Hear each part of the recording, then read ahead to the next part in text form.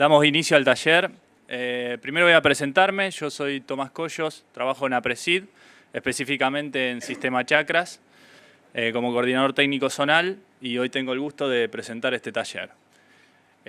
La chacra que hoy nos convoca es la chacra de Justiniano Posse, cuya finalidad es acortar la brecha productiva entre los rendimientos actuales y los rendimientos máximos alcanzables en ambientes con y sin napa, en la región de Justiniano Posse.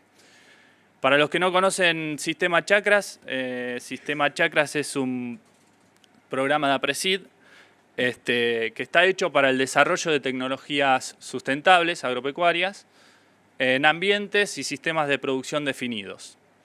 Está hecho también para la formación de recursos humanos y para la transferencia de los conocimientos que se van generando a los usuarios de las mismas. Un poco para bajar a tierra este concepto, lo que hacemos en Chakra básicamente es, a través del productor, detectar una problemática productiva, una demanda o un objetivo, y armamos un plan de desarrollo a mediano o largo plazo para poder generar información y soluciones al productor. Este sistema tiene una estructura básica para poder cumplir con estos objetivos, que está formada por un gerente técnico de desarrollo, que es quien va a dar la disertación desde la parte técnica. Aprovecho para presentarlo, Alejo Ruiz, ingeniero agrónomo, recibido en la Universidad Nacional de Rosario. Pero Alejo no está solo en esto, tiene un equipo de expertos que lo acompaña. Esta mesa de expertos, bueno, hoy está la figura de Jorge Mercado y Rodolfo Gil, pero además lo acompañan otros expertos locales que se eligen de acuerdo al problema, a la temática que convoca.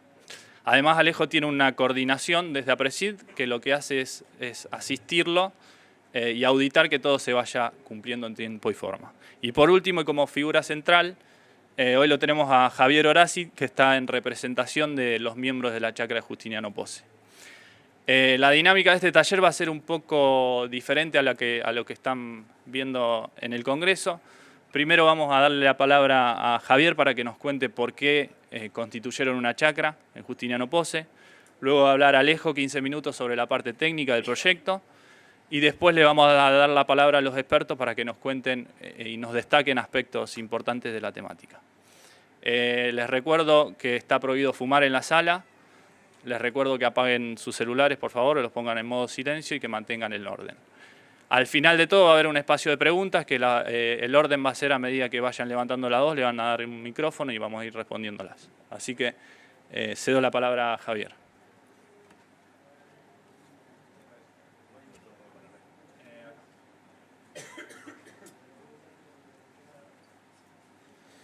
Bueno, buenos días a todos. Yo soy, como dijo Tomás, Javier Horaci, miembro de la chacra Justiniano Posse. ¿Cómo surgió la chacra Justiniano Posse? Y producto de la necesidad.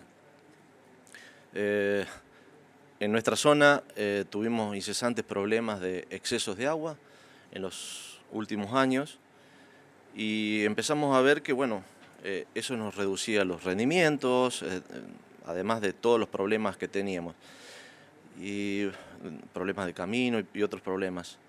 Entonces decidimos, buscamos la forma de cómo transformar un problema de napas, un problema de agua, se nos dio ese desafío en transformarlo en un beneficio para todos. Sabemos que hay muchas zonas en nuestro país que sufre el estrés hídrico y bueno, nosotros teníamos muchísima agua, casi por demás, y nosotros queríamos ver la posibilidad de ver cómo podíamos cambiar eso, o sea, utilizar esa cantidad de agua que teníamos en el suelo y utilizarlo positivamente. Por supuesto que esto todos los excesos o napa o napa muy cercana al suelo, como ustedes saben, traen muchísimos problemas.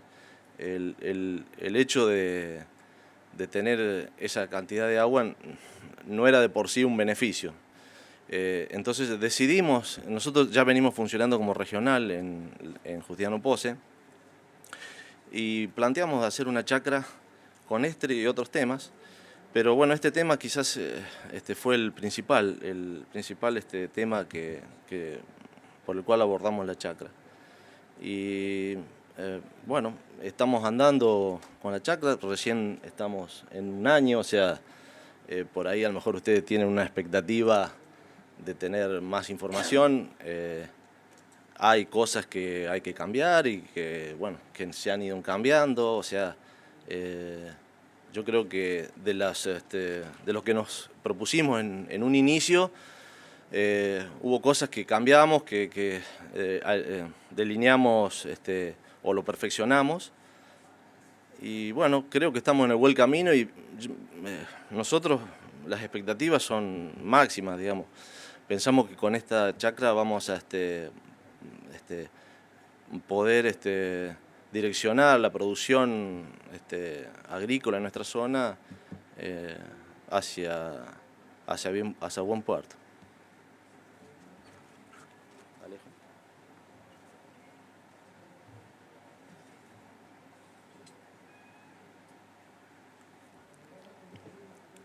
Bueno, buenos días a todos. Muchas gracias Tomás y Javier. A ver.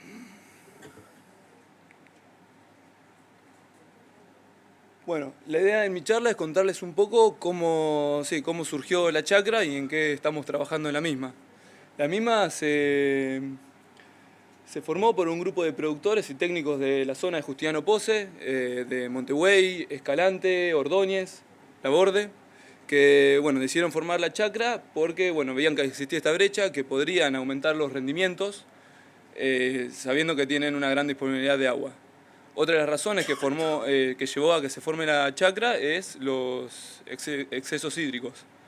Que bueno, los mismos traen muchos problemas sociales, pero bueno, también productivos y operativos. Para mostrarles esta imagen, que es de octubre de 2013, les pido que presten atención, bueno, es una imagen del Landsat, que le presten atención al agua superficial, a los espejos de agua, que son estas manchas negras, cómo crecieron en 6 meses. Y que bueno, ahí pueden ver que es un problema grande y eso es solo el agua superficial. El problema, bueno, la zona afectada por napas, ya sea positiva o negativamente, es digamos que bastante mayor. Como esto como se encontraba antes y cómo pasa a estar 6 meses después en abril. Y esto es como se encuentra hoy en día, que todavía se encuentra peor. Acaban de llover en la zona, en muchas localidades por ahí, 70 milímetros. Y bueno, para julio es raro que lluevan 70 milímetros y encima está pronosticado niño, una primavera y un verano niño, así que se va a agravar más la cosa. Esto trae muchos problemas, pérdida de superficie productiva, lotes que totalmente anegados con agua, los caminos en la zona están todos ondulados, se están generando baches, imposible sacar la cosecha en caminos de tierra así todos rotos y llenos de barro. La cosecha se complica, están teniendo a cada vez utilizar más cosechadoras pequeñas y orugas. Queda todo huelleado, hay asfixia radicular, mayor presencia de enfermedades y si hay sales en el agua, el problema digamos que se agrava todavía más. Bueno, estas son imágenes todas de la zona y bueno, acá pueden ver el trigo que o sea, esas sales, o sea, justo capaz que apareció después de que germina el trigo esas fluorescencias, pero van a afectar posibles germinaciones o promover lo que haya un estrés hídrico. Lo más vulnerable. Así que tenemos un problema central que es el agua y en base a eso tenemos otros dos, que es uno que es un mal uso que estamos haciendo de la misma o directamente que no la estamos usando y por el otro tenemos el agua y no la aprovechamos al máximo, que existe esta brecha productiva. En cuanto al uso podemos ver que el agua tiene un movimiento, bueno, de las precipitaciones infiltra gran parte en el suelo, lo que no infiltra se iría por escorrentía. De lo que infiltró en el suelo puede seguir dos caminos, o es evapotranspirada o percola hacia la napa.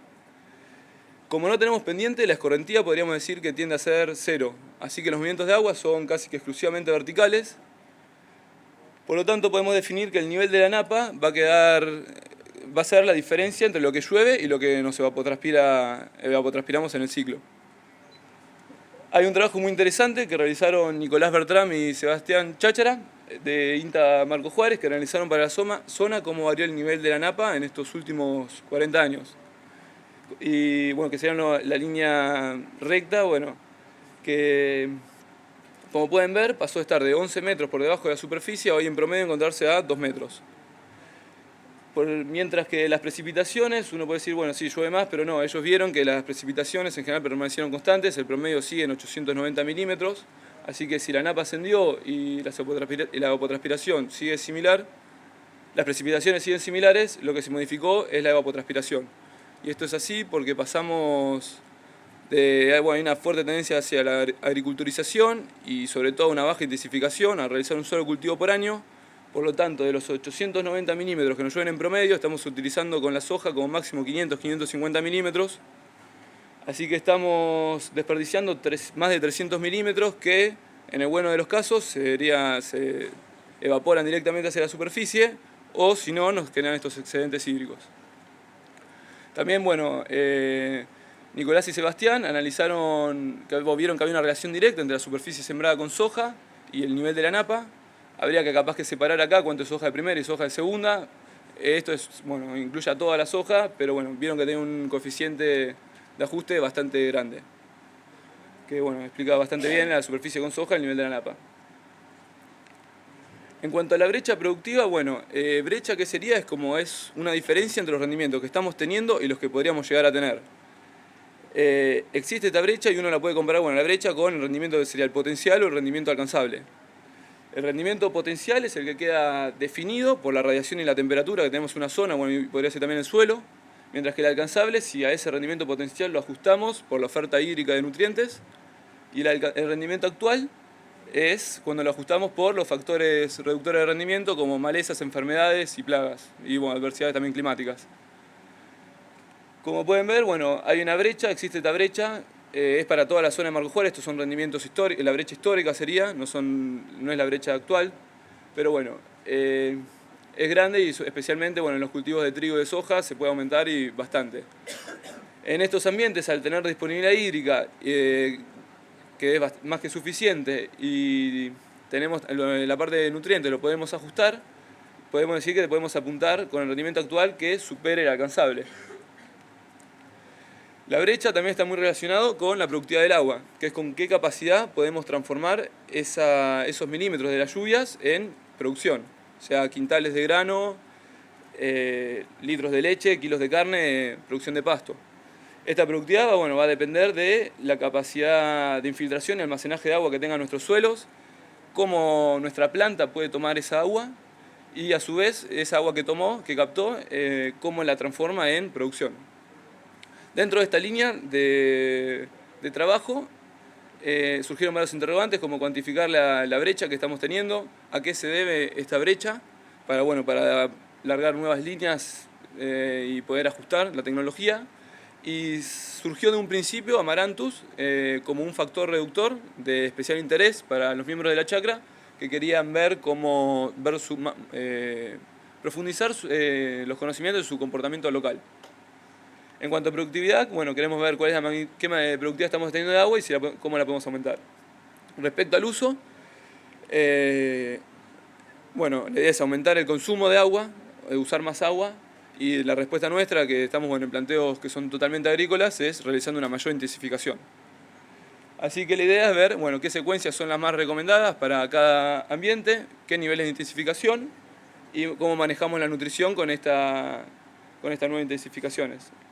En cuanto al agua, queremos saber de la napa si la podemos manejar con cultivos agrícolas, exclusivamente con cultivos agrícolas, mantenerla a una profundidad que sea deseable, que no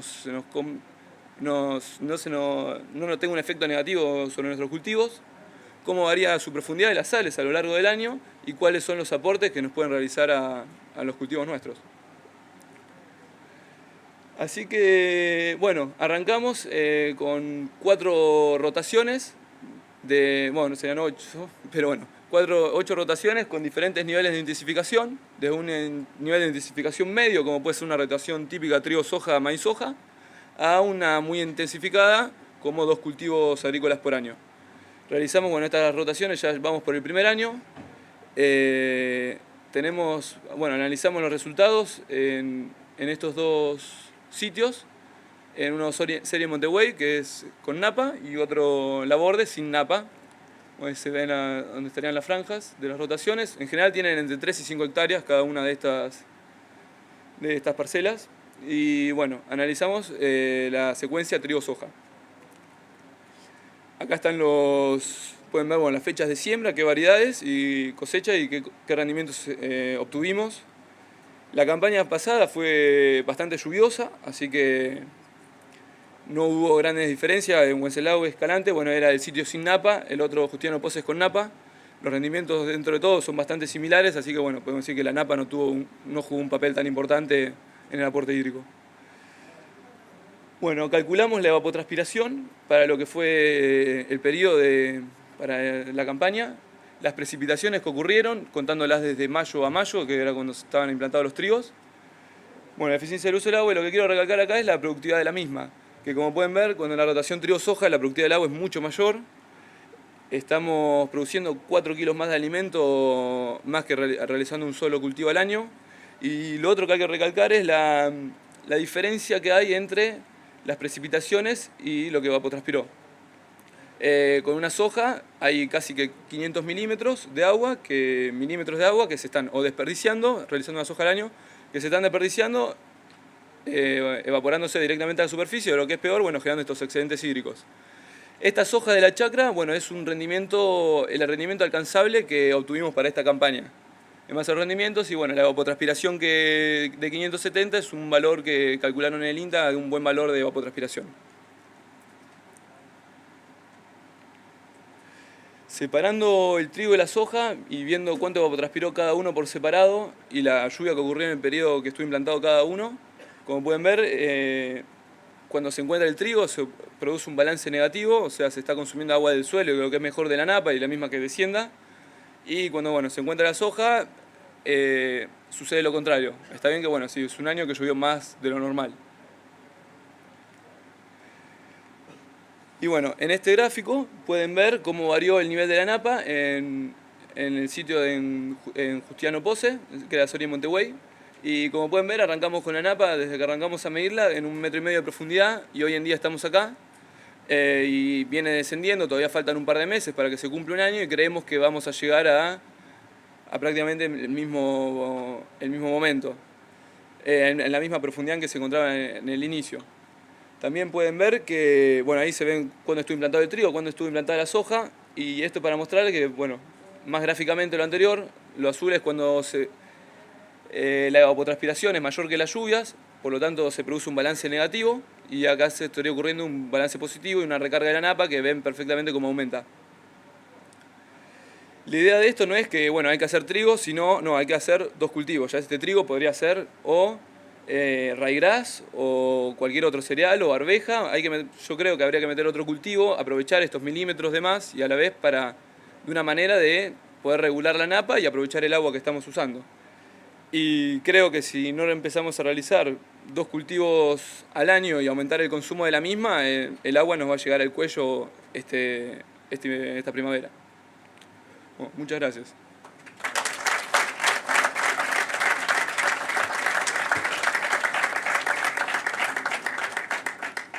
Yo ahora le voy a ceder la palabra a Rodolfo Gil.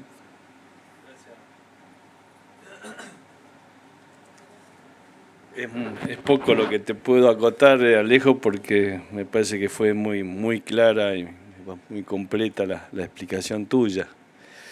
Yo simplemente, en este breve espacio que me dan y que agradezco, lo que quisiera es reforzar un concepto básico para nuestra sustentabilidad. Si tenemos el agua, tenemos que usarla, no solamente para sostener nuestra empresa, sino para sostener esa fábrica desde el punto de vista ambiental. Todos sabemos que la sustentabilidad se basa en intercambiar agua por carbono para fabricar no solamente granos, sino el componente central que tiene esa fábrica, que es el suelo, que es la materia orgánica junto con toda su actividad biológica. Entonces, eso creo que nos tenemos que llevar como una marca a fuego, que si hay agua hay que usarla intercambiándola por dióxido de carbono. Lo segundo es que la eficiencia, como decía Alejo, es una cuestión bastante compleja, pero no hay que hacer sinónimo de que es una cuestión complicada. Yo creo que es muy fácil entender cómo podemos aumentar la eficiencia en el uso del agua si entendemos por dónde pasa la productividad. Y esto es, primero tenemos que aumentar la eficiencia de almacenamiento, que es hacer que el agua se meta dentro del suelo y quede almacenada, y eso depende de nosotros, depende del sistema de rotaciones, del sistema de intensificación, fundamentalmente actividad de raíz, actividad biológica y cobertura de suelo a través de la siembra directa. Cómo esa agua que hemos almacenado la vamos a utilizar en el proceso de evapotranspiración en función de nuestra característica climática, y eso depende de cómo nosotros podemos, entre comillas, también manejar todo el patrón de enraizamiento. Mucho de eso está en nuestras manos. Y finalmente esa agua que estamos utilizando en ese proceso de evapotranspiración la tenemos que transformar concomitantemente en esa biomasa, primero para construir una antena verde que me capte energía solar, que es el principal factor de producción, y después para producir el rendimiento, forraje, lo que sea. Y eso tiene que ver en realidad con el arte de manejar los tres recursos centrales que tenemos en la agronomía, que no es otra cosa que el agua, la luz y los nutrientes, a través de todo ese manejo agronómico que hacemos, desde que elegimos la fecha de siembra, la genética, pero eso lo tenemos que combinar con una buena nutrición balanceada, reducir los factores aquellos que también me afectan la producción, como son las plagas, las malezas, etc. O sea, cómo nosotros podemos en esencia armonizar esos tres factores centrales que hacen a la producción de la planta. Nos sorprende cuando en estas chacras vamos y medimos la eficiencia del uso del agua, y cuando pensamos que, por ejemplo, un maíz podemos generar 20, 24 kilos de grano por hectárea, o en una soja 9 kilos de grano por hectárea por cada milímetro de agua que consumimos, y cuando hacemos las cuentas acá, a pesar de tener agua, estamos muy por debajo de esa eficiencia. Seguramente el depende que siempre buscamos está relacionado con esos caminos de agua que construyen esa productividad. Es complejo, pero no es complicado. El tema está, por eso es el desafío de esta chacra, de poder identificar dónde están las limitantes centrales y cómo poder armonizarlas de la mejor manera posible. Ese es mi mensaje, y le cedo la palabra al amigo Jorge para que nos hable un poquito sobre esto de los excedentes de las napas y demás, que tiene muchísima experiencia. Gracias, Rodolfo. Hola, ¿qué tal? Buen día a todos. Yo la verdad que quería solo marcar 2 o 3 cosas. Me parece que varias de las cosas que dijo Alejo van en el camino acertado de esto, y las que expresaba Javier también, digamos, están sufriendo la parte negativa, digamos, ¿sí?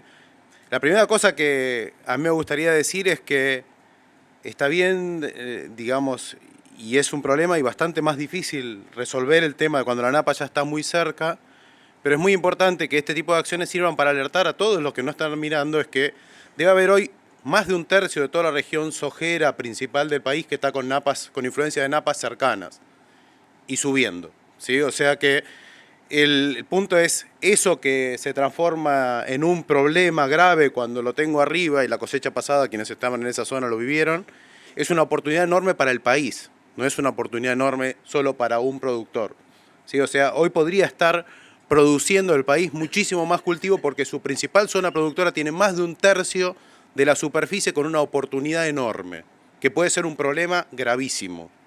Las dos cosas, ¿sí? O sea que eso es central de ver. Yo en particular ahora estoy en INTA San Luis. Para INTA, digamos, el proyecto Chacras es un proyecto importante en general. Yo estoy en San Luis, pero en todas las chacras de alguna manera está más cerca o más lejos, y es una cosa que, bueno, Rodolfo mismo, es una cosa que es central como para innovar y generar desarrollos nuevos junto a quienes manejan las cosas y las sufren, ¿sí? Entonces, que es donde a veces surgen las principales ideas frente al precipicio, digamos, ¿sí? Entonces, y bueno, antes de eso, o durante, también hoy sigo siendo parte del grupo de estudios ambientales, donde está Esteban Jovaji, Marcelo Noceto, gente que trabaja en napas, y bueno, que tiene relación también con quienes están acá, Nicolás Bertrand, Chachara, digamos, ¿sí? Que trabajan con el mismo equipo de gente en San Luis. Y la principal, hay 2 o 3 cosas que quería resaltar. Primero, es que tenemos que aprender a manejar sistemas de producción, ¿sí? Con oferta variable de agua. Y lo vivo en los dos extremos. Lo vamos a ver hoy a la tarde cuando hablemos de San Luis, en el extremo de la falta y a veces exceso. Y en el otro caso es una variabilidad que puede ser mucho, demasiado para el sistema de producción que tengo armado. Pero también puede haber años secos y tengo que aprender. Me parece que el desafío es no casarse con un sistema fijo, sino aprender a ser más adaptables. Que es un desafío que además nos vendría bien para todo lo que nos vienen diciendo del cambio climático y todo. Si nos adaptamos a la variabilidad, si nuestros sistemas de producción son adaptables a la variabilidad, estamos preadaptados, como decía Víctor Sadras este año, ¿no? Estamos preadaptados al cambio climático, ¿sí? Entonces, esa era una de las cosas que quería rescatar. Entonces, yo si pondría el foco en qué hace la chacra, pondría en cómo las empresas a cual representa acá Javier empiezan a adaptarse a los sistemas, empiezan a reconocer más su variabilidad, el estado actual de esa situación y su capacidad de cambiar frente a estados variables de ese sistema. Entonces, la adaptación es un paso importante y va desde los sistemas de producción hasta las empresas y las regiones. Porque ahí quería pasar por dos cosas. Voy a empezar por los sistemas de producción. Los sistemas de producción en la zona de Marcos Juárez están en un desafío enorme. Y ya lo dijimos el año pasado en la jornada que estuvimos en Marcos Juárez, la solución lamentablemente no pasa por hacer más trigo-soja. Lo vieron ahí. Trigo-soja tuvo una bajada del nivel de napa y un aumento del nivel de napa que terminó con un nivel más alto de que empezó. Ahora volviendo a bajar de vuelta. Pero el problema es que en el trigo-soja hacemos un recambio y una reducción de la evapotranspiración que nos aumenta, que nos genera eso que ustedes vieron, para no dar muchas vueltas. Y tenemos que innovar esos sistemas de producción. Y no estamos lejos de las alternativas. Por suerte, hace unos años, Pablo Calviño inició una línea experimental muy fuerte, que se movilizó todo INTA, Pablo y ACREA, y me parece que esa línea tiene hoy una oportunidad enorme de ser abordada, que es eso de las intersiembras, ¿sí? Volver a ponerle un eje fuerte, porque en las intersiembras el gran problema es que yo tengo una enorme demanda desde el principio hasta el final. Cuando falta el agua, es una bomba que me estalla en las manos. Cuando sobra el agua, es una oportunidad.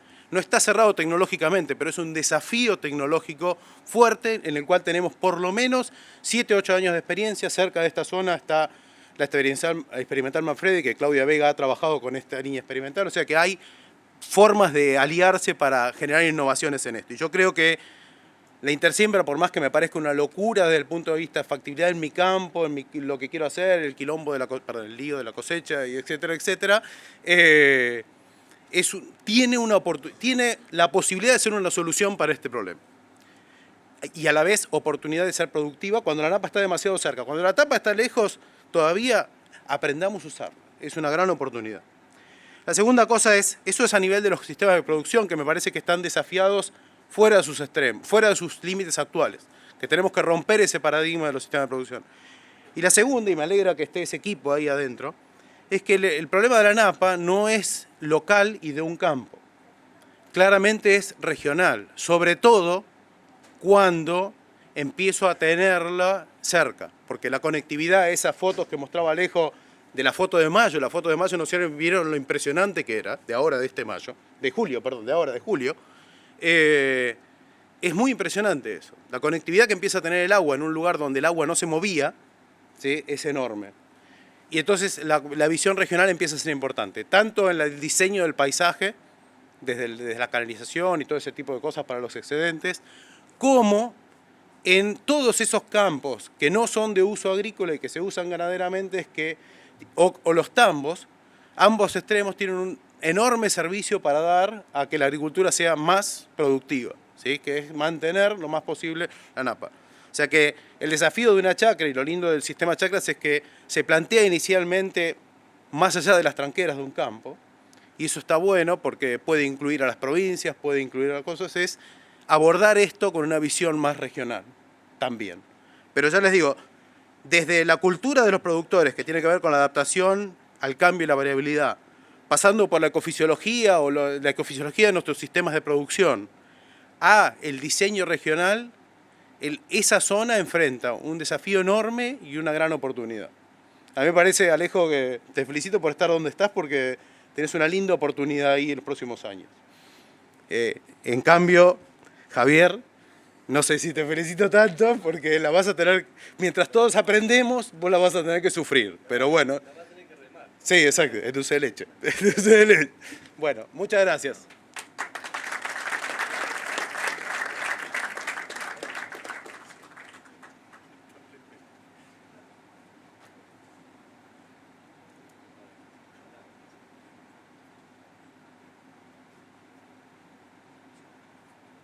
Hola, hola. Hola. Bueno, vamos a las preguntas.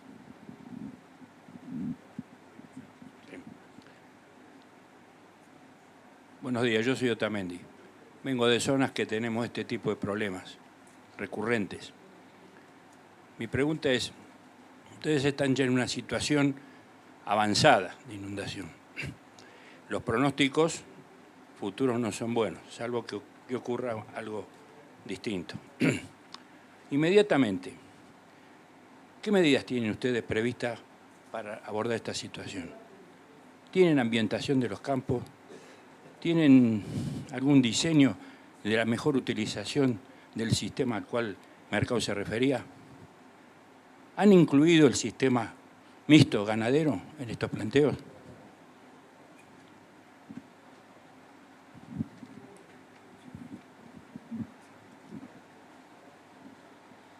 No se está haciendo nada de eso. De hecho, la zona, el 70% es soja de primera.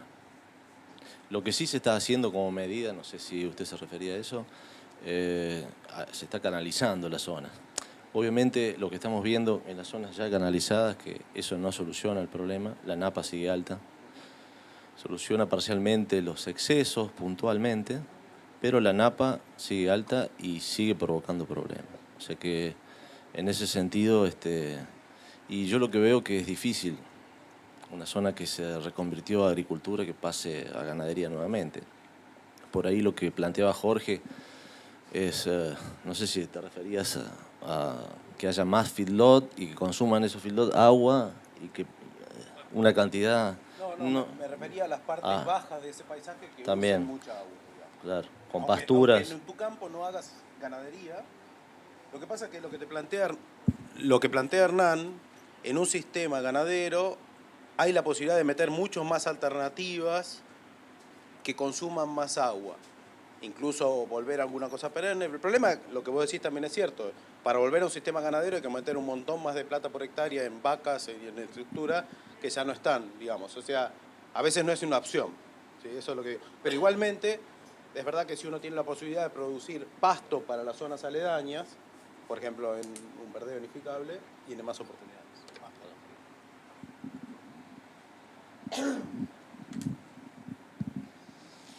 Yo quería preguntar si al incluir el trigo en la rotación observaron algún otro tipo de beneficio más allá del balance hídrico. Capaz que es para lejos la pregunta.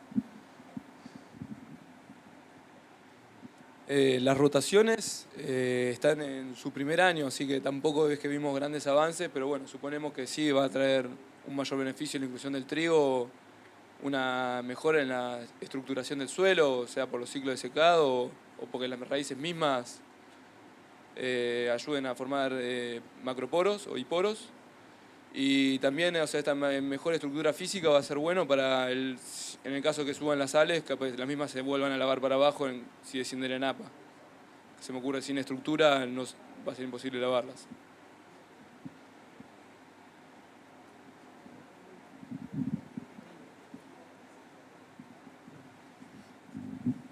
Hola, quería preguntar cuál es el método de medición de napa y cuál es el rango de influencia que ustedes están trabajando desde ese lote a la napa que los rodea.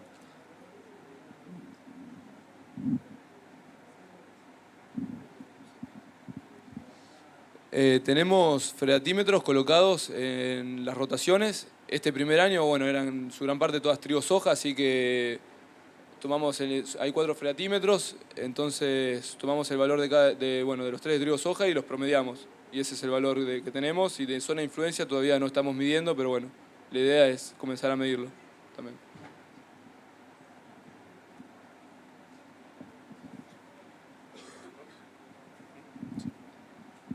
Con lo de los fatímetros nada más es simplemente reforzar una cosa y es, los fatímetros son de construcción sencilla, los van a encontrar esos protocolos para encontrar esas cosas, por ejemplo en la página del GEA en San Luis, lo van a encontrar, está armado ahí cómo se hace. Pero igual lo que sí los invito a hacer es cargar esos datos en RedMate, ¿sí? RedMate es una red pública de información de fatímetros que de a poquito va creciendo. Y de hecho los que ustedes creo que están cargados o están, porque Nicolás es uno de los que más carga, así que me imagino que está metido. RedMate.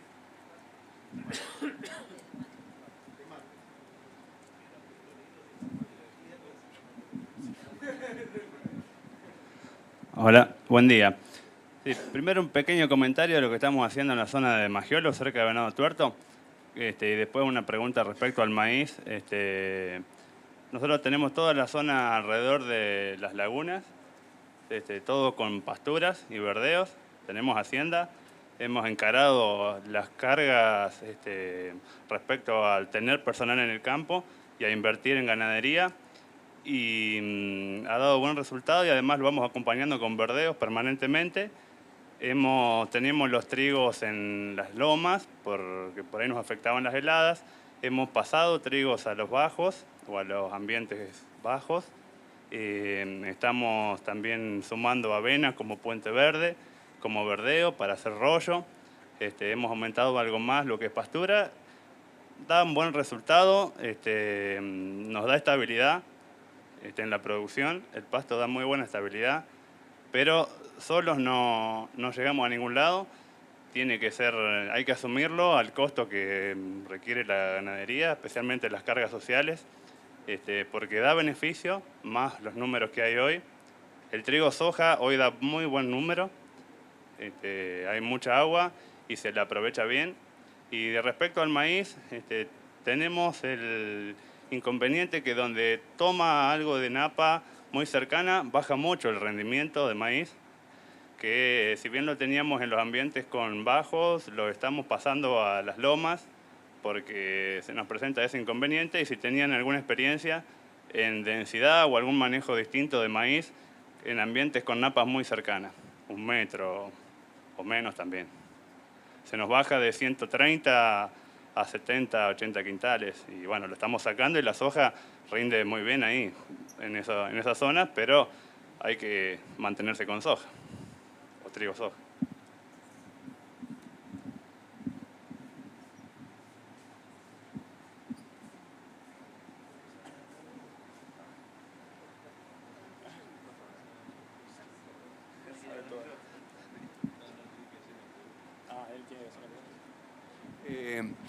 No, yo estoy en la zona de los toldos, estamos con una situación no tan grave como la tuya. El año pasado perdimos todos los caminos, vivimos permanentemente en el campo y cuando veo tus fotos, hay que vivir en ese lugar, hay que estar en esos lugares para darse cuenta, genera una angustia brutal. Antes de seguir con Alejo, la exposición excelente. El tema de que planteaba el señor Magiolo de volver a la ganadería nos está costando muchísimo, como que estamos terriblemente focalizados en agricultura, en el granero del mundo, que todo el mundo necesitaba granos y ahora parece que necesitan carne. Y aparte vemos un cambio climático de año a año y que no es tan fácil pasar de ganadería, armar las estructuras ganaderas, después volcarnos totalmente a la agricultura.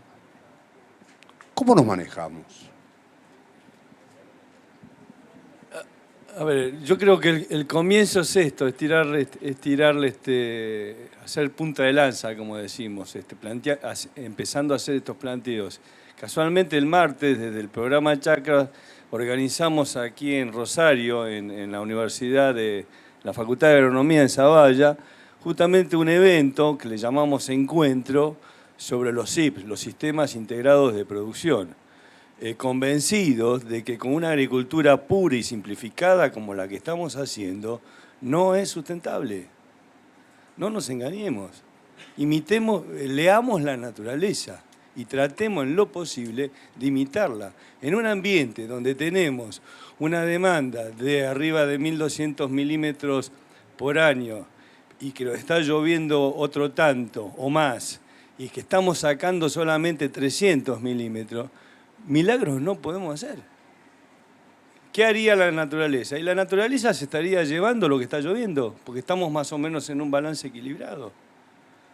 El tema yo sé que no es fácil, pero creo que la gran parte de la solución pasa por ahí. ¿Por ahí qué significa? Dentro de esa variabilidad y de ese ajuste tecnológico que dice Jorge. Pasa por tratar de imitar lo mejor que podamos a la naturaleza. No hay ningún secreto, no reinventemos la pólvora. Y la naturaleza nos dice que tenemos que construir un sistema, porque nos estamos olvidando de la variable tiempo. La naturaleza trabaja los 365 días del año, secuestrando carbono, intercambiándolo por agua. Y nosotros no estamos haciendo eso, estamos haciendo todo lo contrario. A lo sumo estamos intercambiando agua por carbono 100, 150 días como mucho. El resto descomponemos. La naturaleza construye y descompone en forma equilibrada los 365 días del año. Nosotros estamos construyendo 100 y descomponiendo 200. No hay sustentabilidad que aguante, muchachos y muchachas. Me gustaría llevarme ese concepto de este taller. Y como decimos muchas veces con la fábula, la solución está en nuestras manos. Pero no reinventemos, leamos la naturaleza. Sí, ajustemos, como dice, adaptemos, ¿no? Como dice Jorge, no sé si quieres Sí. Yo no iba en la línea con lo que dice Rodolfo, pero más al específico de tu pregunta y ligado con las situaciones que hay que vivir cuando la napa ya está muy cerca. Cuando la napa ya está muy cerca, una de las cosas que va a pasar naturalmente, hablando de lo que decía Rodolfo, es que se va a evaporar más. Toda esa agua que en el balance hídrico no estaba, una parte se fue por escorrentía y se habrá ido un poco por los canales o habrá generado un exceso en un campo, una laguna más o menos, esas manchas azules que veíamos en la foto que mostraba Alejo. Pero otra parte se evaporó en forma directa y aumenta muchísimo la evaporación con la napa cerca. O sea, el sistema solo se va a ajustar por evaporación. El problema es que la evaporación, si hay sales cerca, me las trae arriba y me genera hasta un problema de implantabilidad de cultivos. Y eso es grave, digamos, ¿sí? Pero no deberíamos llegar a eso. Pero la evaporación, el agua se la va a llevar. Eso es una parte. Y la otra es, lo que hay que armar cuando la napa ya está muy cerca es estrategias, hay que ingeniárselas para perder lo menos posible, porque existe la posibilidad de perder. O sea, existe la posibilidad de perder el cultivo, existe la posibilidad de perder la tecnología que invertí en tal cosa, con lo cual una de las cosas no es minimizar tecnología, pero es pensar tecnología, ¿sí? Bien pensada, justamente tecnología no es más plata, ¿sí? Sino que es pensada para reducir el impacto, la posibilidad de impacto negativo de un anegamiento. Y hablando de la cuestión de tiempo que decía Rodolfo, es pensar en cómo salir de esa situación, no en esta campaña, sino en 1, 2 o 3, ¿sí? Capaz después de ese maíz hay que hacer algo, capaz que... ¿sí? O sea, ese tipo de cosas son las cosas que hay que pensar. Y pensando para el desarrollo, yo insisto, le tenemos que dar una nueva oportunidad a las intersiembras a nivel de desarrollo tecnológico. Muy bien, me indican que hay tiempo para una pregunta más. La verdad que lo último que dijiste muy bueno, los felicito a todos por el empuje primero. Respecto a eso de ver qué riesgo tenemos con la tecnología en ese tipo de situaciones con la napa alta, nosotros tenemos una chacra en Bragado Chivilcoy y bueno, estamos evaluando diferentes fechas de siembra de cultivo de invierno. A veces no podemos plantar los cultivos de invierno por el tema de la napa alta. Y bueno, y esto es, hay que hacer una inversión, porque sabés que podés perder, por eso tratamos buscando la vuelta a hacer cultivos de cobertura barato, digamos, siembras aéreas, siembras arboleo, perdón. Y bueno, mi pregunta por todo esto es, yo hago esto en mis predios, este tipo de tecnología para bajar la napa, pero el tema de cómo baja la napa, cómo lo tenés que manejar a nivel de cuenca, digamos, qué impacto tiene que yo haga esto y el vecino no lo haga, digamos. Eso, cuando vos hablabas de la escala hoy, se refería a nivel de una cuenca entera, sería, ¿no es cierto? Mientras la napa esté bajo tierra, la conectividad espacial es relativamente lenta. Bastante más alta de la que en un principio pensábamos. De pronto hay influencia de un lote a otro por presión. No es que el agua se mueve rápidamente de un lado hacia otro, pero si yo tengo un desnivel de 1 metro, el agua de allá sube un poquito, esta baja un poquito, pero es una cuestión de presión. O sea que hay una influencia mientras el agua esté abajo. El problema es cuando el agua empieza a estar tan cerca como empezar a conectar los bajos. Y es ahí donde la conectividad espacial aumenta un montón y ya tenés una visión de cuenca, que no es exactamente que la cuenca exorreica normal, sino que es la cuenca que se arma en ese nuevo patrón, que por ahí te sorprende, ¿sí? Esa figura que mostraban de Marcos Juárez, no sé cuántos la tenían en la cabeza, ¿sí? Esa red está descripta, si uno va a un libro de hace unos cuantos años, está esa red igual, pero casi nadie se la imaginaba, hasta que vemos una foto que tiene ese patrón y decimos, ¿esto es así? Bueno, eso aparece de golpe.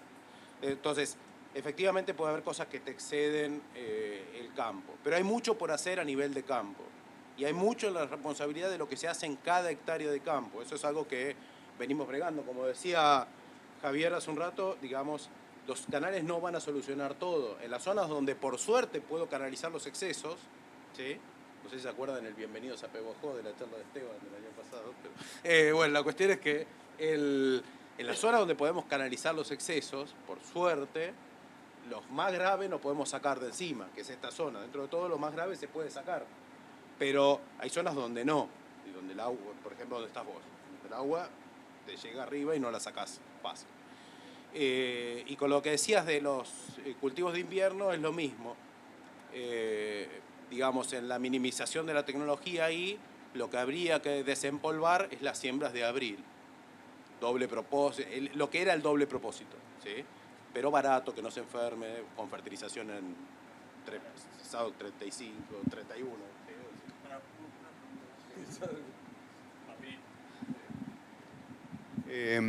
Rodolfo, con respecto a lo que venías hablando y al objetivo de esta chacra, que nosotros también estamos embarcados en la chacra Chivilcoy Más Bragado, pareciera que el objetivo de esta chacra es lograr una intensificación de la agricultura, buscando un camino para evitar la ganadería.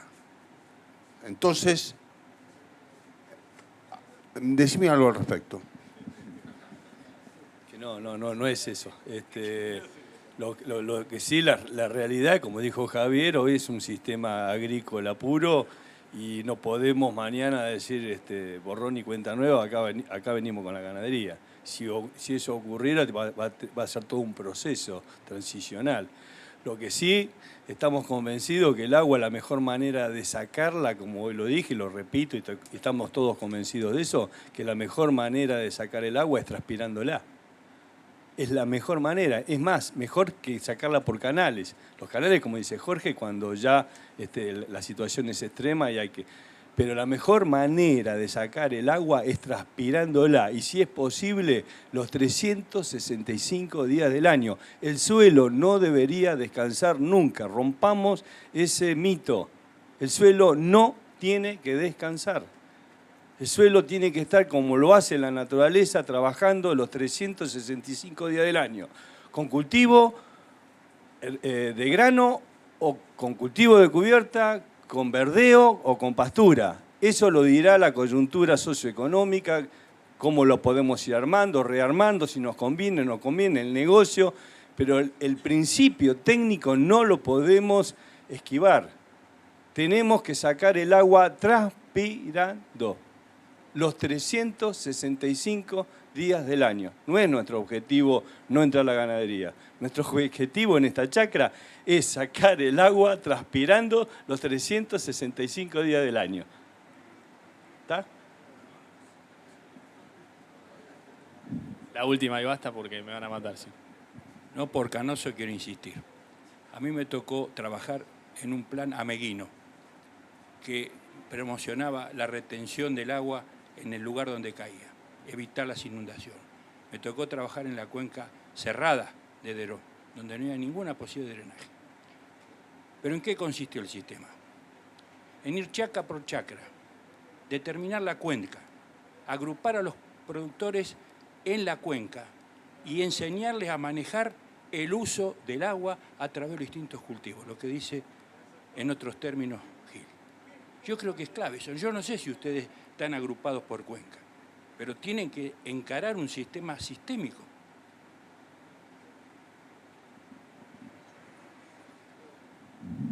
Bueno, muy bien. Damos por finalizado el taller, les agradecemos que hayan venido.